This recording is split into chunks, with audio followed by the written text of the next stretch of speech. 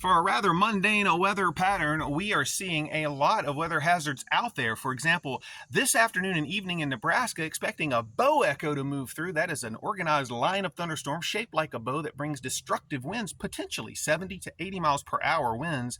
Not out of the question with that. Large hail and a few tornadoes possible as well. A slight risk surrounds that, going back from Wyoming all the way up into the UP of Michigan, including the Twin Cities and southeast South Dakota as well. Could see a few clusters of thunderstorms bringing out heavy rains and, of course, strong winds and large hail possible with those. Flooding potentially in south central Texas, where we don't need any more rain, and also in Virginia, where flood watches are up.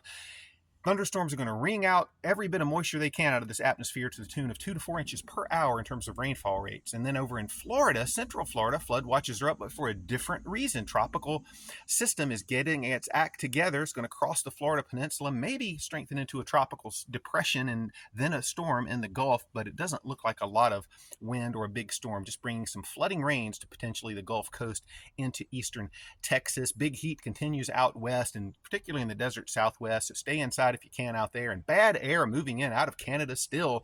Wildfire smoke invading northern Minnesota, Wisconsin, and Michigan as well. So watch out for flooding this afternoon in the northeast and in the east. You could see more flooding there. Saw plenty of flooding in the northeast yesterday. But check out my full video on YouTube at Real Cold Rain. Cover all of that stuff, plus solar and geological weather too. Let me know what you think. If you got any prayer requests, happy to pray over those. Any suggestions, happy to hear those.